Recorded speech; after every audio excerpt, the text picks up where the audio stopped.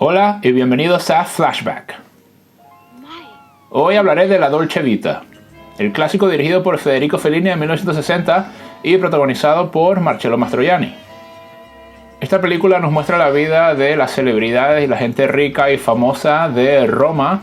en esta década de los 60, que es una época muy rica en términos culturales, en términos también de la cultura pop. Aquí esta película pues pasó a ser bastante conocida y famosa por implementar quizás de manera como más extendida y darle como un sentido al término paparazzo, que bueno, también se conoce aquí en español por ejemplo como paparazzi, y que se refiere a todos estos reporteros sensacionalistas, sobre todo de la prensa del corazón, de la prensa que tiene que ver pues con las estrellas del cine, sobre todo con las estrellas de la televisión, con los músicos, etcétera, etcétera, que se mueven siempre en unas élites exclusivas y que se codean con la jet set de todas las capitales del mundo y pues se convierten como en personajes totémicos o pues son como mitos, son como leyendas, son gente que son veneradas e idolatradas por millones de fanáticos y seguidores, y pues los paparazzi fueron los que se encargaron como de construir toda esta imaginería y de pues perseguirles por todos los rincones de las ciudades, siendo pues hasta algunos momentos bastante molestos y bastante intrusivos,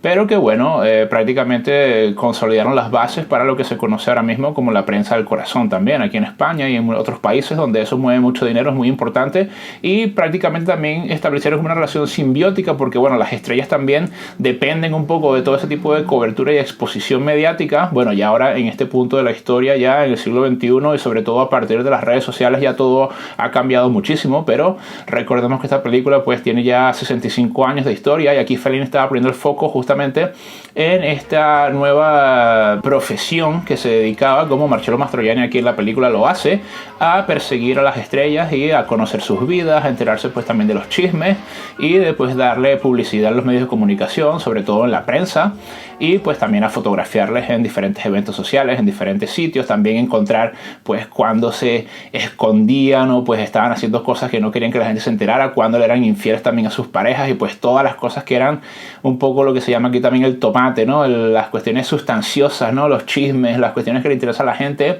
que son polémicas y controversiales de la vida privada de las estrellas. Esta película también ha pasado a la historia y es mundialmente conocida por varias escenas, sobre todo la escena donde Anita Ekberg, que está aquí en esta película y aparece como un personaje secundario, interpreta a la actriz Silvia, que es una actriz internacional que viene a la ciudad de Roma y pues también comparte un poco con Marcello Mastroianni, viene con su pareja también, que es un actor ahí que es un tipo súper pedante y arrogante, pues, y que se cree pues la última Coca-Cola del desierto, y pues Anita pasa una noche un poco loca en Roma, de fiesta y todo esto, como hacen las celebridades también, o algunas de ellas cuando visitan otros países, donde las esperan también con todos los mejores servicios y pues las llevan a los mejores sitios y les pues introducen un poco los sitios más exclusivos también e importantes y de moda de la ciudad. Y aquí Marcello también se muestra un poco como esas relaciones públicas también, ¿no? Es un poco ese personaje que se mueve también en esa esfera y que acompaña a las estrellas, las lleva también a los sitios, les muestra como los rincones más interesantes de la ciudad, y llegan aquí a la famosa escena de la Fontana di Trevi, donde Silvia se baña en la fuente ya pues de medianoche, incluso de madrugada, e invita a Marcello a que se bañe con ella, algo pues obviamente que está prohibido aquí, pero bueno, esto es lo de menos, pero que se ha convertido como un icono de la cultura pop, y esta película también se recuerda muchísimo por esa famosa escena de la Fontana di Trevi, donde ahí Marcello se enamora perdidamente de Silvia, aunque Marcello tiene una relación ya también con otra mujer, pero bueno, esto es un poco parte de la película y de su personaje, que es una persona, valga la redundancia, que está como un poco en un momento de crisis existencial en su vida, está un tanto perdido, está también un poco pues a la deriva en ese mundo de opulencia, de lujo, de exuberancia, de elitista también, que da como una cuestión pues de superioridad, de supremacía, y que se siente que está como por encima de la norma y por encima de todos los demás, y está como un poco emborrachado literalmente de todo lo que es codearse con el mundo de la fama y del dinero. Aquí Fellini nos muestra quizás como una madurez ya cinematográfica. Esta era su séptima película, ya venía a hacer películas que estaban quizás como más en la última ola o como en el crepúsculo de lo que fue el neorrealismo italiano, que fue un movimiento que fue muy importante y que fue, pues el epicentro fue en Italia, sobre todo también en la ciudad de Roma, donde se rodaron muchas películas importantes a partir de la Segunda Guerra Mundial.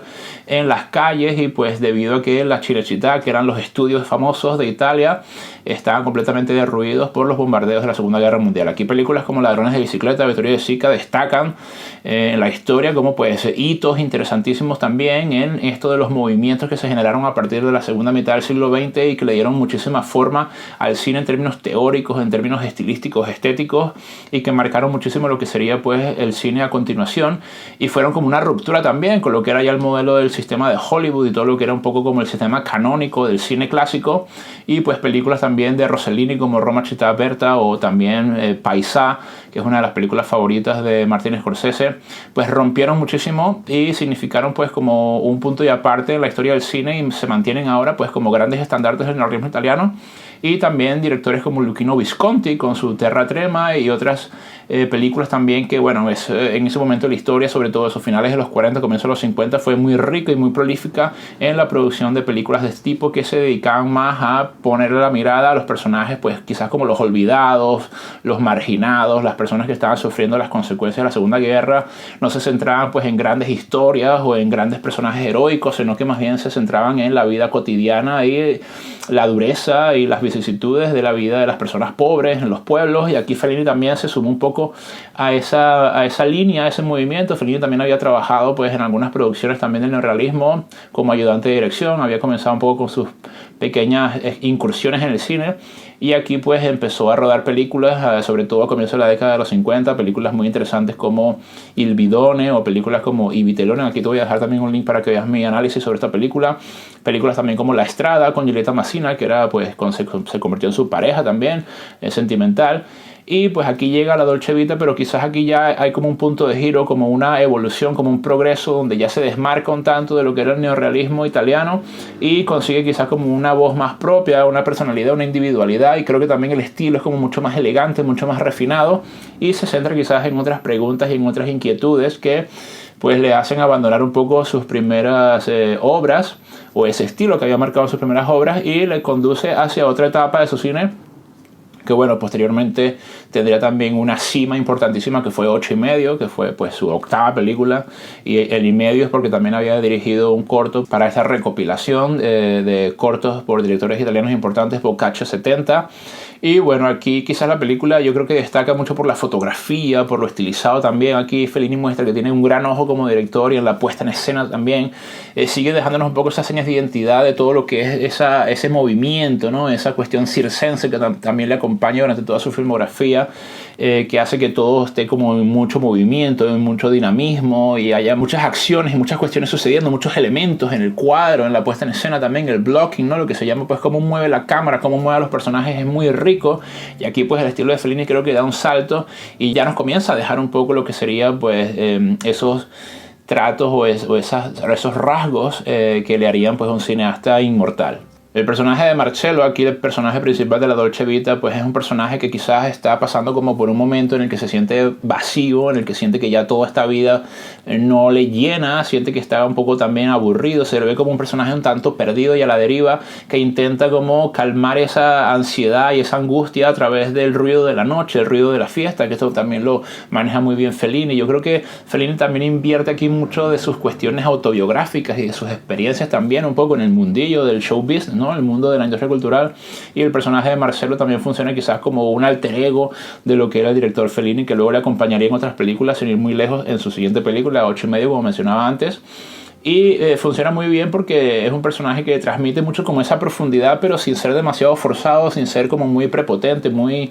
pretencioso también. Fellini creo que es un director que se maneja muy bien en varios ámbitos, en varios tonos, en varios registros, porque bueno, parece que hay como una capa donde la película pues puede ser quizás hasta cierto punto fácil de seguir, o que tampoco tiene una trama demasiado clara. Obviamente es como muy antisistema, muy ante MRI en ese sentido, ¿no? De lo clásico del guión. No hay como un plotline así muy claro, tampoco hay como puntos de giro. La resolución también es un punto bastante grave, como inconcluso, pero que es muy interesante porque incide justamente en esa cuestión, yo creo que nihilista, de lo que acompaña toda la atmósfera de la película, y creo que es lo que es interesante de esta película y por lo que también se mantiene relevante durante el tiempo, porque muestra pues toda esta vida de lujo y de opulencia, como muy vacía, muy superficial, en la que pues las relaciones son como muy líquidas también, no hay como unas relaciones sólidas, unos vínculos sólidos entre la gente, todo se mueve como por intereses, el dinero y el estatus pues obviamente es lo que más importa aquí, mantener como esas apariencias, y toda la gente que se mueve aquí quizás como que están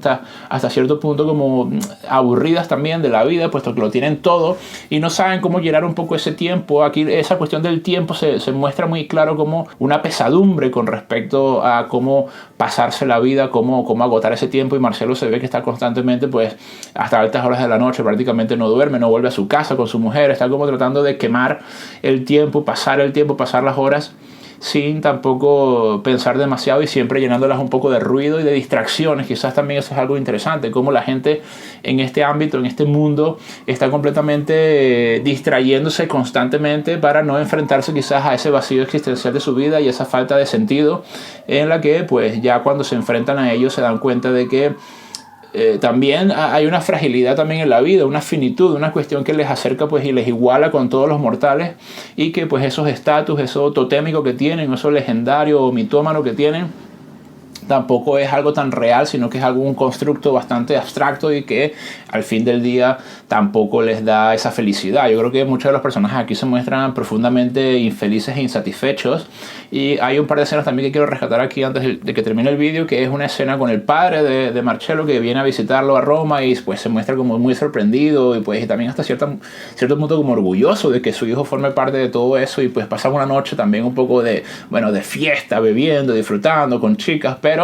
también al final de la noche se da cuenta de que bueno, esto como que no es mi entorno, no es mi ámbito, yo mejor como que regreso a casa, a mi pueblo, con mi familia y mi mujer, y eso quizás ahí establece como ese contraste con el personaje de Marcello, que él no tiene eso, o que eso no le significa nada, o que sus mismos valores personales y de su identidad pues no le hacen como aferrarse a nada sólido, a nada que estructure también su vida. Y pues ahí esa escena me parece que muestra justamente ese vacío bastante marcado y bastante explícito de que pues todo ese ruido, todas esas cuestiones aparentes, todos esos fuegos artificiales al final no son la realidad de las cosas, no es lo que nos llena, no es lo que nos da como una satisfacción y no nos hace sentir plenos. Y ya luego por último, creo que la escena también que marca muchísimo en esta película es la escena de la playa. Al final, justo en el cierre de la película, aparece una mantarraya muerta en la orilla, y pues y todos los que estaban de fiesta hasta altas horas de la noche, que prácticamente los echa el dueño de la casa porque ya está harto de estos tipos ahí de fiesta, bailando, bebiendo y haciendo ruido. Marcello mira a este animal muerto, que es un animal marino muerto, y quizás es un símbolo también muy claro, porque es como la muerte, pero también como la muerte de un ideal, la muerte de algo más grande, la muerte quizás como de algo más abstracto, más conceptual, más teórico, algo que quizás estructura. Es cuando él quizás entra como en esa conciencia, es como la realización de que bueno, no va a poder conseguir nada que le haga feliz mientras se mantenga viviendo en ese entorno, y que ha perdido también esa capacidad para pues divertirse y sorprenderse, y como que todo eso ya lo ha vivido, ya sabe lo que hay ahí, y pues está profundamente frustrado y decepcionado. Y al otro lado de la orilla creo que está esta chica que conoció cuando intentaba escribir, que es un poco como sus sueños incumplidos, que quiere ser escritor pero nunca se pone porque bueno, está también como en un escape continuo también el personaje de Marcello, ¿no? Escapándole un poco a la vida y a las responsabilidades también. Y esta chica, que es una chica muy joven, pues le saluda y le trata de hablar, pero Marcello no le escucha. Yo creo que eso también es muy simbólico y demuestra esa incapacidad un poco para tomar otra vez ese contacto, ¿no? Con la gente de a pie quizás, o con la gente que no forma parte de esos ambientes, de esos entornos. Y quizás la niña también representa un poco la inocencia, un poco esas ganas de conocer el mundo también, esa ilusión también, y todos esos valores quizás más puros que Marcello tristemente reconoce que los ha ido perdiendo a partir de sus experiencias en este mundo y con la gente con la que se ha involucrado. Y pues ese final me parece que es bastante quizás como triste, ¿no? Es un poco, no es trágico, pero bueno, sí tiene como ese tono como muy grave, muy que te deja reflexionando, y que definitivamente nos muestra un personaje que es un antihéroe también, que tampoco es una persona que quizás nosotros queramos parecernos a él, ¿no? O sea, empatizamos con él hasta cierto punto, pero es un personaje complejo que aquí dibuja Fellini, y que creo que esto, junto con muchas de las cuestiones que he comentado anteriormente, son las que han hecho que esta película se mantenga vigente durante todo este tiempo y sea relevante aún también en nuestros días. Bueno, si te gustó este análisis, por favor dale a me gusta y suscríbete a mi canal para que recibas notificaciones de los próximos análisis. Muchas gracias y hasta luego.